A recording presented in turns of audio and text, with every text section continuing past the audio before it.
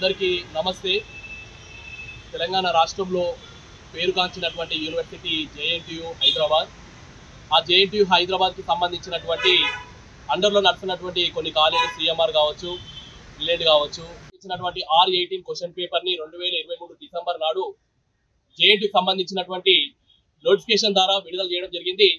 ఎవరికైతే grace marks ఉంటాయో వాటిని పెంచే ప్రయత్నం యూనివర్సిటీ ఆధ్వర్యంలో మేము గెజిట్ పాస్ చేస్తున్నాం. అందరు విద్యార్థులకు ఆ యాడింగ్ గ్రేస్ మార్క్ ని యాడ్ చేసి అందరిని కూడా పాస్ చేయబోతున్నాం అని చెప్పి ఈరోజు వాళ్ళందరూ కూడా పాస్ అయిన తర్వాత మళ్ళీ ఆ విద్యార్థులకు అందరూ కూడా కాల్ చేసి మీరు ఫెయిల్ కావడం జరిగింది కాబట్టి మళ్ళా ఎగ్జామ్ రాయాలని చెప్పేసి ఇలాంటి విద్యార్థులందరూ కూడా యూనివర్సిటీ నుంచి కావచ్చు, వారికి సంబంధించినటువంటి కాలేజీలో ఉన్నటువంటి యాజమాన్యం కావచ్చు పిలిచి మళ్ళా ఎగ్జామినేషన్ ఫీజు కట్టుకోవాలి, సప్లీ కట్టుకోవాలని చెప్పేసి పేర్కొనడం జరిగింది. ఈ రోజు మేము జేఎన్టీయూ మేము ఒకటి అడుగుతున్నాము, మీరు ఏదైతే మీ యొక్క యూనివర్సిటీ నుంచి ఏదైతే పత్రాన్ని విడుదల చేసిరో ఆ పత్రం విడుదల చేసిన విధంగానే ఇలాంటి విద్యార్థులను 700 మంది దాదాపు విద్యార్థులందరినీ కూడా పాస్ చేయాలని చెప్పేసి మేము కోరుకోవడం జరుగుతుంది. గ్రేస్ మార్కు 30 మార్కులు కావచ్చు, లేకపోతే 23 ఉండొచ్చు, వీటిని అన్నిటిని కూడా వెంబడి అమలు చేయాలి.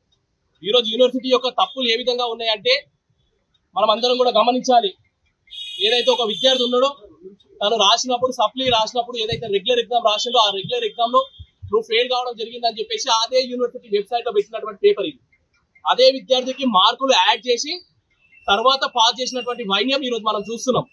ఇదే విద్యార్థికి ఇప్పుడు కాల్ చేసి మీరు ఫెయిల్ కావడం జరిగింది అని చెప్పేసి అడగడం జరుగుతుంది.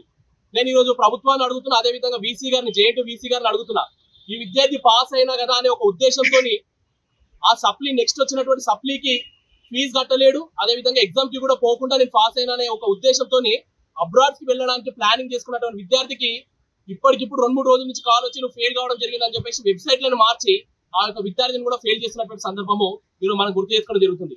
కాబట్టి దీంట్లో ప్రభుత్వం తక్షణమే చొరవ తీసుకోవాలి. అనేక మంది విద్యార్థులు రోడ్డు పాలు కావడానికి అవకాశం ఉన్నది. కాబట్టి వీసీ గారు కావచ్చు, కంట్రోలర్ కావచ్చు, మీరందరూ కూడా ఒక బెంచ్ మీదకి వచ్చి కూర్చొని ఇలాంటి సమస్యలు ఏవైతున్నాయో వాటిని అన్నింటిని కూడా పరిష్కరించే ప్రయత్నం చేయండి. వీరి బ్యాచ్ కి సంబంధించినటువంటి వ్యక్తులే, ఈ బ్యాచ్ కి ఎవరైతే విద్యార్థులు ఉన్నారో ఇదే బ్యాచ్ కి సంబంధించిన వ్యక్తులని పాస్ చేస్తూ మీ యొక్క వెబ్సైట్ లో పెట్టి వాళ్ళ సర్టిఫికేట్లు, ప్రొవిజనల్ సర్టిఫికేట్లు కూడా ఇష్యూ చేయడం జరిగింది. మరి ఈ రోజు ఈ విద్యార్థులు తప్పు చేసింది ఏంటి, ఆ విద్యార్థులను మీరు ఎందుకు పాస్ చేశారు? మీరు ఇచ్చినటువంటి జీవో మొత్తం కూడా అందరికి సంబంధించినటువంటి జీవోనే కదా.